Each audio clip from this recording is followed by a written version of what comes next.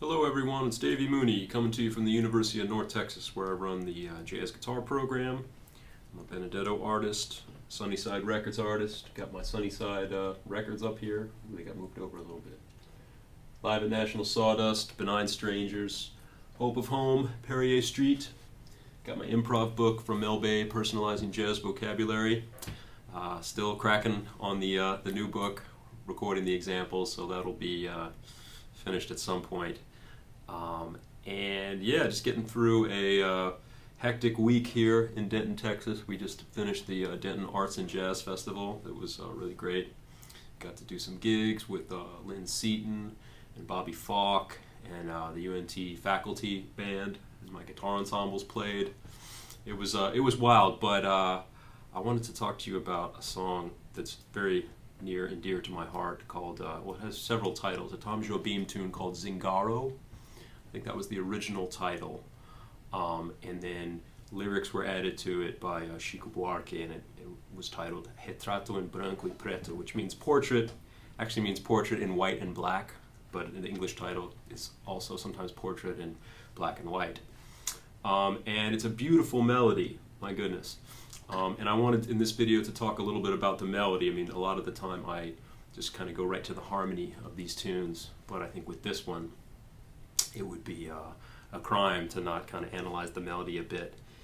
And kind of like I did with the tune Motion, the Jimmy Rainey tune, the video I did on that, but this is a very different type of melody. It's highly chromatic, but I feel like the chromaticism is different than what you would encounter in, say, the jazz vocabulary of Charlie Parker or Bud Powell, or the way we learn chromaticism when learning to play tunes in a bebop context.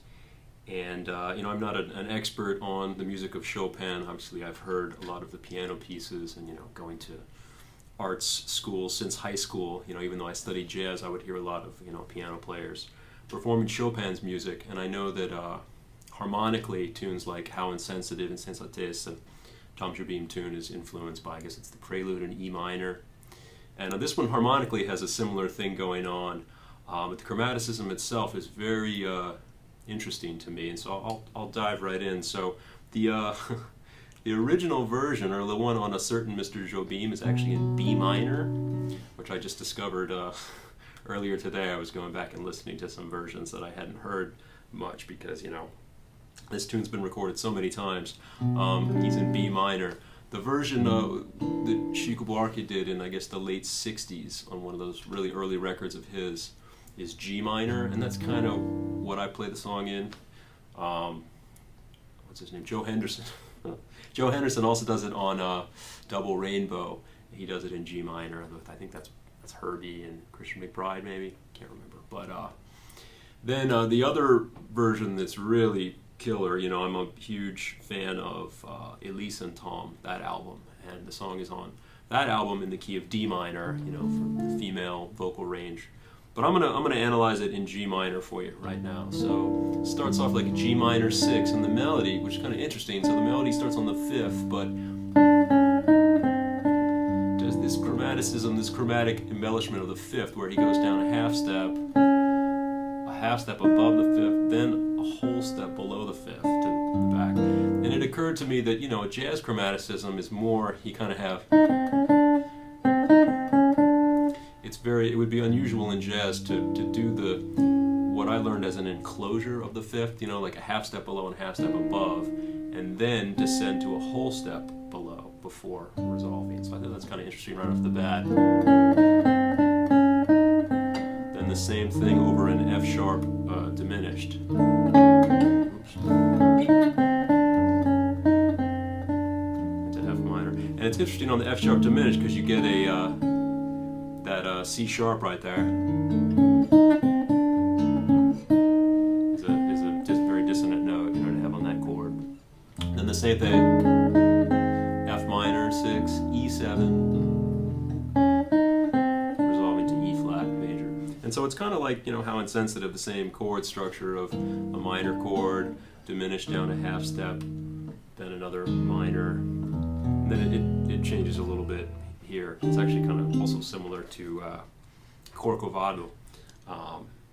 Jobim really loved that that chord progression. He used it over and over again. So we got, incidentally, I feel like I'm playing it kind of fast, but that's, if you listen to João Gilberto sing it, he sings it kind of fast like that, you know. E flat. And then on the Chico Buarque version and on some other versions too, there's this little counter line. It's a very sad trombone on Chico's album. So as a result here, and the trombone goes. So you get like.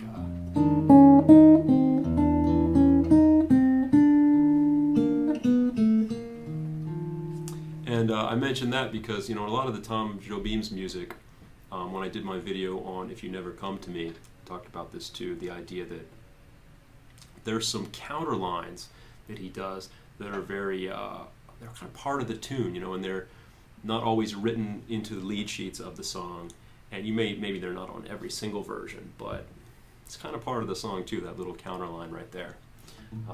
So then, so he does that chromaticism, that same melody.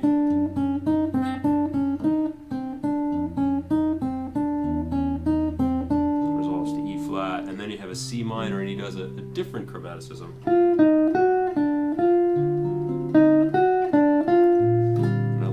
It's like C minor. You kind of get like some blues, like there's some blues in this tune, you know. And then a D7 sharp 9. And it resolves to B flat. Some versions go to a different chord right there, but Chico Buarque and also Joe Henderson do that chord sequence: C minor, D7 sharp 9, B flat.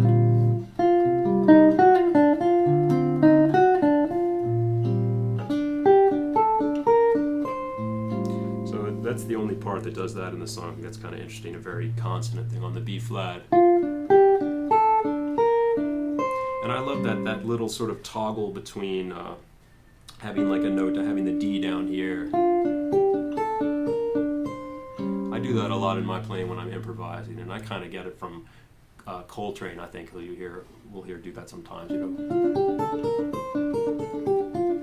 Got that little low note that gets repeated and, you know, put some, oppose some other scale tones, you know, that move against it. Then an A7 altered.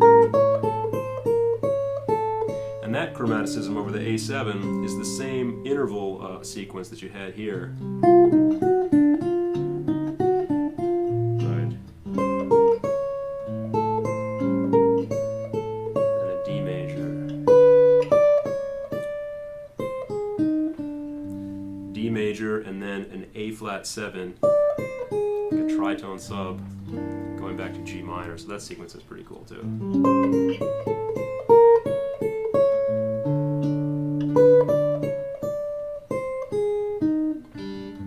And that's the first half of the song. It's like a you know, A B A C structure. So although the melody is different in the second half, as we'll see. So the second part starts the same, but then he does it different.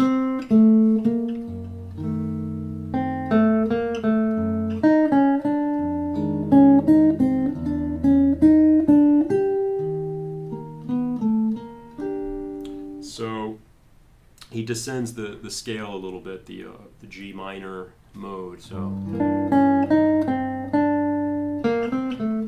same chords. To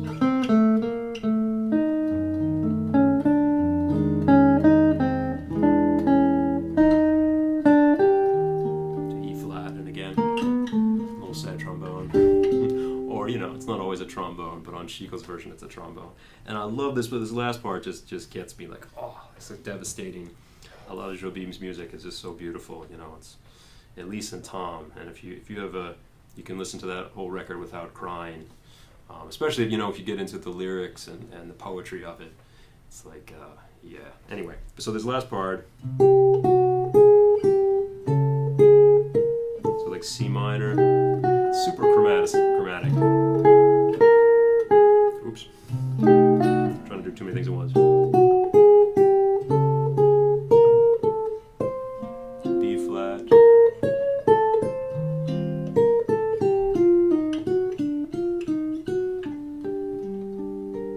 should go through that a little little slower. So the chords are C minor, C sharp, diminished, kind of B flat over D, or D minor, E flat major, C minor, and some people go like E flat minor, D7, G minor, or you could probably just go with 2 minor, 2-5 to G minor.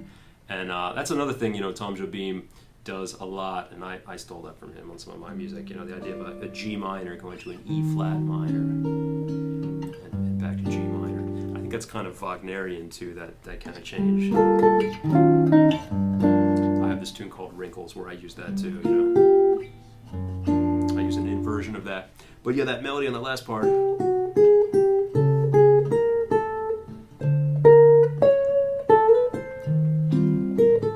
love that how he's on the that kind of blues, that same interval structure, and it gives you that blues note kind of I don't know, a blues feeling. And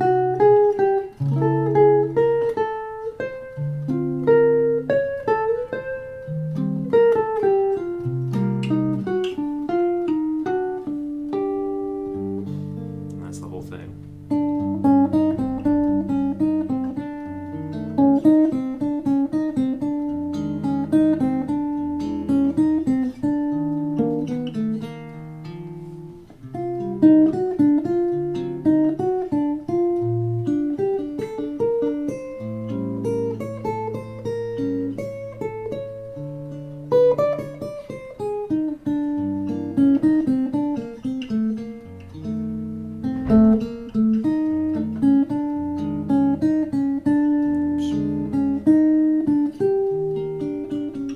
One wrong note in there.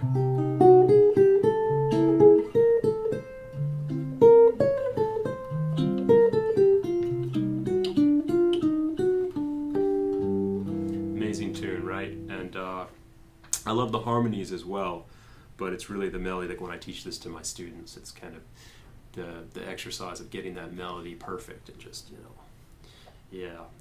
And also, the phrasing of it is interesting because you really have to, I don't think you have to learn Portuguese necessarily, but it's good to listen to how it's sung to get even though, the original didn't have lyrics, but just to see the way that you can phrase that melody and not get lost just in the chromaticism of it. And I'm going to do a performance of it right now and play the melody, solo a little bit. I think I take a chorus and a half and then play the head out and really try to dig into the beauty of the chromaticism of this tune.